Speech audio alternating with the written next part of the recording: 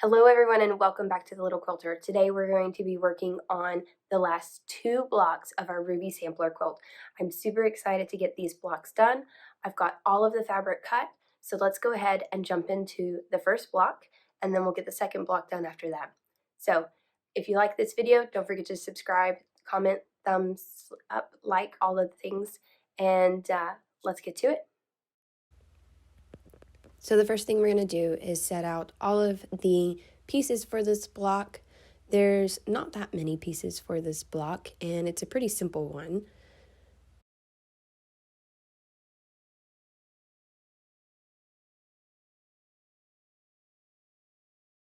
And although I know a lot of you are thinking we're going to start with making flying geese, we're actually not going to do that this time. So making a really simple block here with our center block, 4 corner pieces, and then just a stripe rectangle block on either side. Now, I did end up adjusting this because after I'd cut my pieces, I realized that all of those blocks were going in the same direction except for that very top one. So I wanted to correct that. So then I took a block and the fabric and then laid it out in the correct direction to cut the piece that I wanted.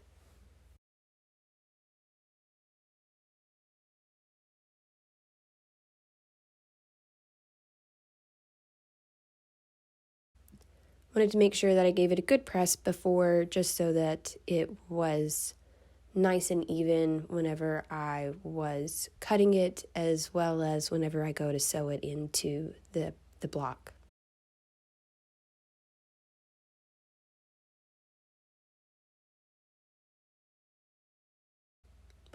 I know most people would probably go ahead and cut their fabric, set it on a center line, cut their fabric. I wanted to cut both sides of the fabric in this instance because I wanted to make sure my edges were really nice and clean and crisp so that I didn't have to deal with any, rough edges. Now that we've got all of the blocks moving in the same direction, we're going to go ahead and do those like we would do a 9-patch block and just go ahead, do a 1/4 inch seam on each edge of those blocks. And then now what I'm going to do is, again, similar to a 9-patch block, we're just going to iron our seams from towards the inside on the top and bottom of the block, and we're going to iron our seams towards the outside on the middle of the block. And this will allow our pieces to nest together, those seams to nest together whenever we go through and sew them together. I like to do a little finger press before, and this way I'm not distorting the fabric too much. You do want to be careful with that. Now I have cut all of my pieces 1/8 of an inch bigger so that I do have a little bit of wiggle room, and whenever we're finished, I'm able to cut this block down and make sure that it fits nicely. If you do this 1/4 inch seam, or if you cut your pieces 1/8 of an inch larger, what you want to know is if you have a block that maybe isn't going to be as even, your pieces aren't going to be even, or you've already cut part of your squares down to the right size, you want to make sure that you always sew your pieces so that that larger 1/8 of an inch strip is sitting to the outside, okay? After I went through and pinned all of the pieces, I then went through and did my narrow 1/4 inch sewing on each seam line, and here again just pressing it open. I always feel like after I've done this and I'm opening it, it's like the big reveal moment, and I think it ended up looking really nicely. I'm glad I took the extra step to go through and cut that extra piece out.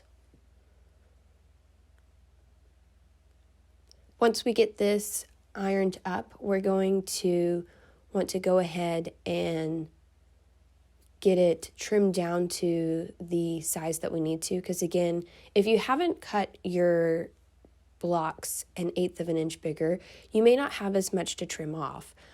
So it just depends on how you've sewn it, how you've pressed it. There's a lot of things in sewing that can sort of distort the blocks, and so you just want to take care. If you're having issues, maybe go a little bit, look at the steps that you're doing, look at how you're pressing, look at what you're doing and see if that helps. You know, I used to press all of my blocks with steam, and I ended up deciding not to use steam anymore after I have cut my blocks initially, because I don't want them to get distorted and shrink. Now we're going to do the next step. So that block was our center block. This is going to be the outside edges of this block, and you guessed it, it's going to have flying geese in it. So I'm going to do the 4 at a time flying geese method. This method means that I take the larger block and place 4 squares, 2 at a time on it, to go ahead and make a heart-shaped pattern. From the heart-shaped pattern, we then place those remaining 2 smaller blocks so that we end up with 4 flying geese. And so you'll see that in a moment. Here I'm just pressing these open. I always press 1 at a time because there is a little bit of they kind of overlap each other in this heart-shaped pattern. So I want to make sure that I get them seated nicely before I flip the other side over. Then we're going to take that last block, as I said, and put that on the bottom corner of that heart piece. I like to draw a center line. If you have the tape that you can use, the seam tape, you can use that. You can use something, chalk line, or if you're just really good, and use your eyes. But you're going to sew a 1/4 inch away from that line on either side so that we can then cut down that center line.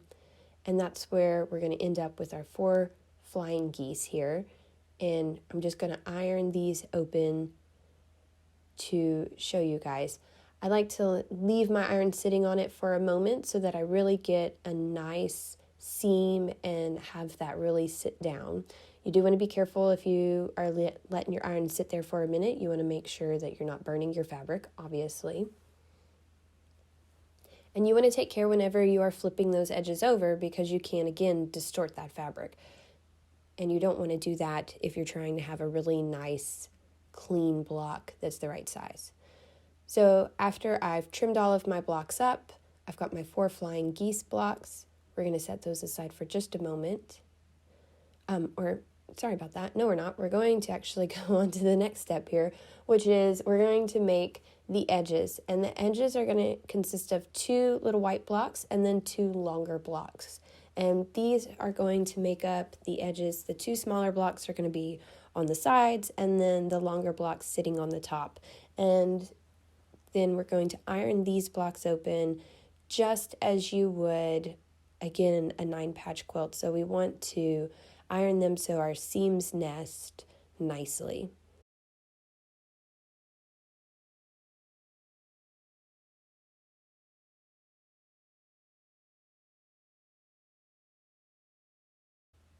And essentially these parts are basically looking like part of a sawtooth star. After we have got them all pressed open, we're going to set those aside, and now we're ready to put our block together. So taking that center block and placing our pieces, our border pieces almost in this instance, on each side to give it this really cool star look like it's in the background. And then we're going to take these pieces. I'm going to pin. When I'm doing a really small block, I don't always pin. When I'm doing these bigger blocks, I do.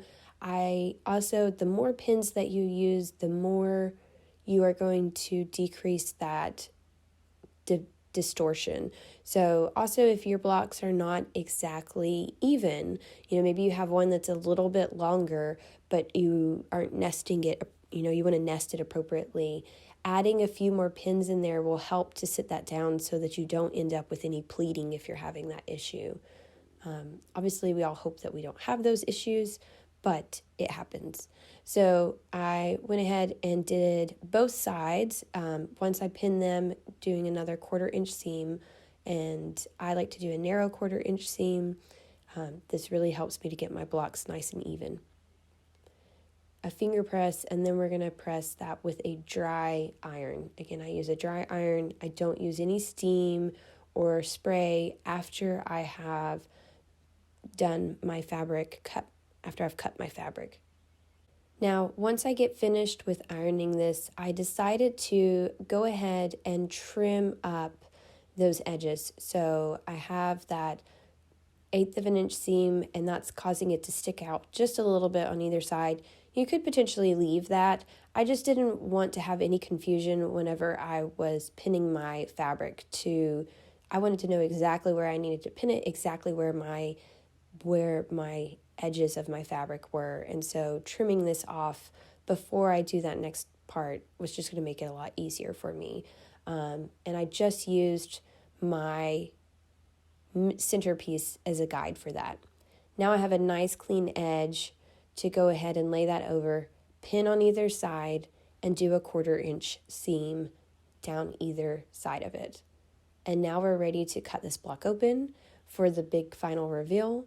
And we're going to just do a little seam press, go through here, do a nice little finger press, and then use our iron to press it down nice and even. I think the points came out pretty nicely here. They don't always, but in this instance, I think they did. Doing the same thing. Oh, I had a little stray thread, so cutting that. And then we're just going to finger press it nice and open so we don't distort this block any, and then go through and set those seams.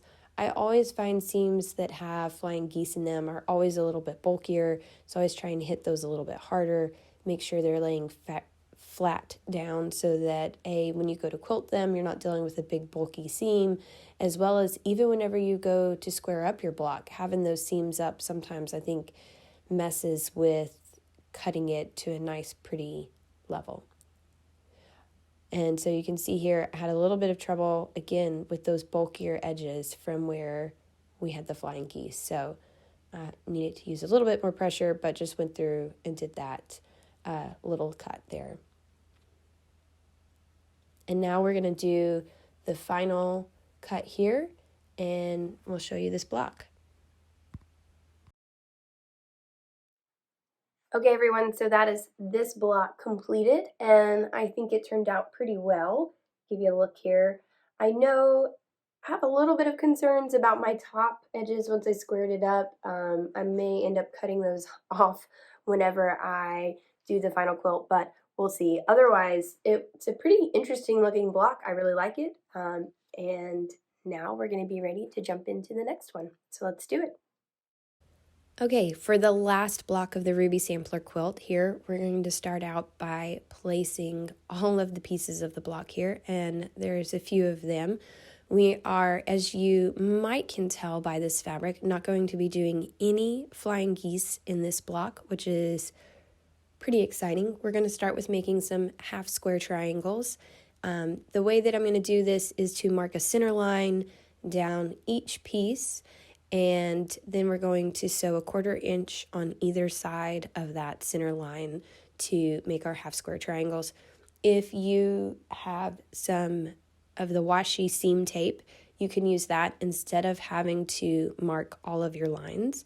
I actually just got some of those for the Elizabeth Hartman quilt I'm going to be working on, so I won't have to mark as many lines, which I'm excited about.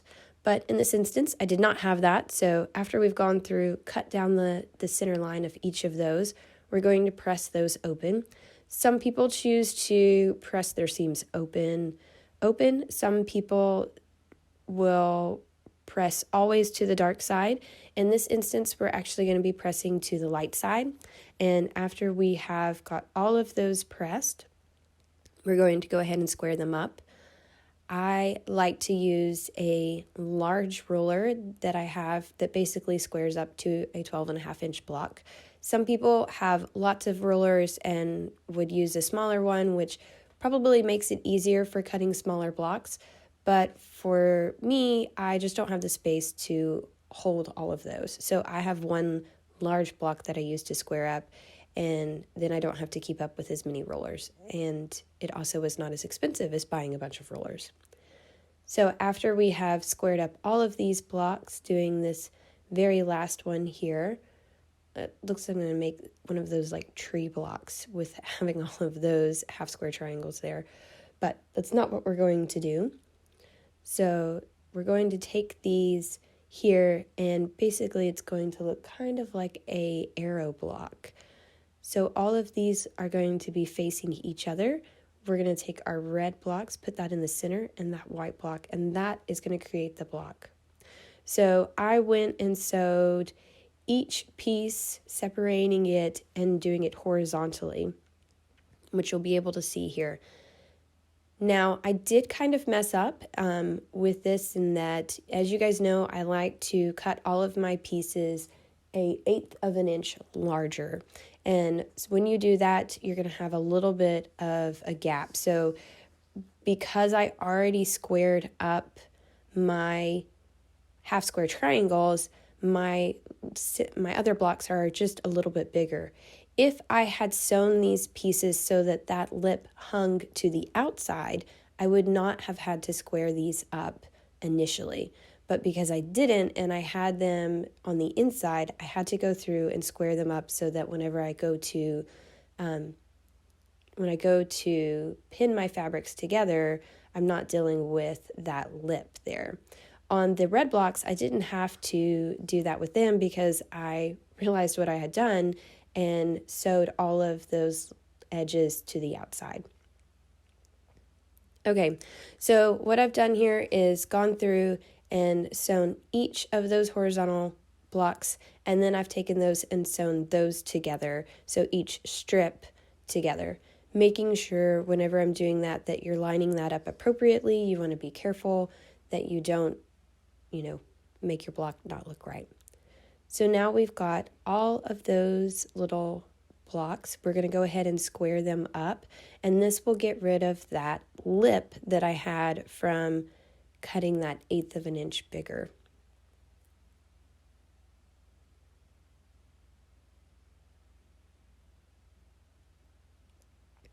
And there's one.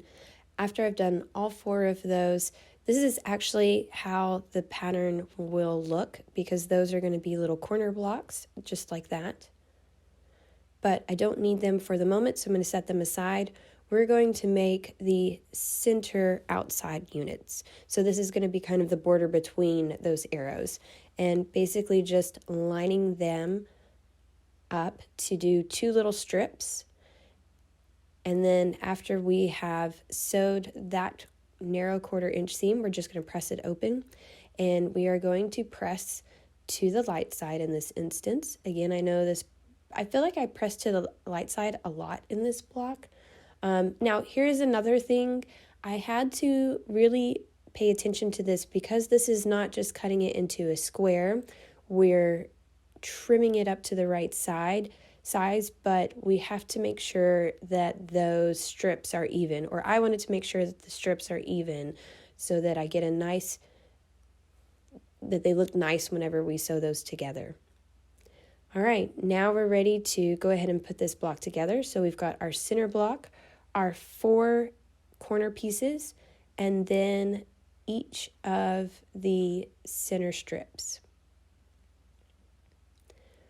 So go through and sew each of those 1/4 of an inch, and then we're going to go through and iron these open, again, just like a 9-patch block, doing either your top and bottom, pushing those seams to the inside or pushing those seams to the outside. But whatever you do on the top, you need to go ahead and do the opposite on the middle block so that those seams nest really nicely. There are a lot of seams in this block because of that arrow corner piece, so I did want to do a really nice pressing job to keep those nice and open, or nice and flat.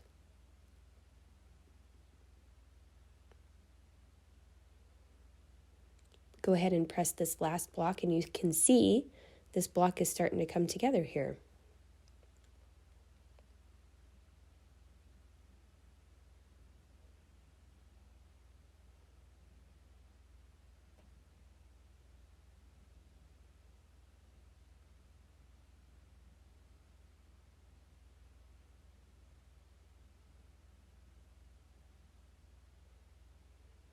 Now that we have all of those pieces ironed nice and flat, we're going to do a 1/4 inch seam after we pin on either side of those. In this instance, I wanted to take a lot of care to line this up really nicely, just because we have those really pretty arrow blocks on the end. I call them arrow blocks. I guess they're like the end of the arrow. It's not like a point arrow. I'm not really sure what you call it. A tulip, I guess, is another name for those blocks, because I did have a tulip block in the Barnstar quilt. And then we're going to press that open. I did not cut my center block so that I got rid of that overlap on that one. I just sewed with it on. It was there were so many other places that I was pinning that I didn't feel concerned with having that little bit of a lip over the center block. Again, going ahead and cutting that. And then we're going to go through here and we're going to press those seams, and then I'm going to follow it up with trimming down this block to the right size, and then this block will be done.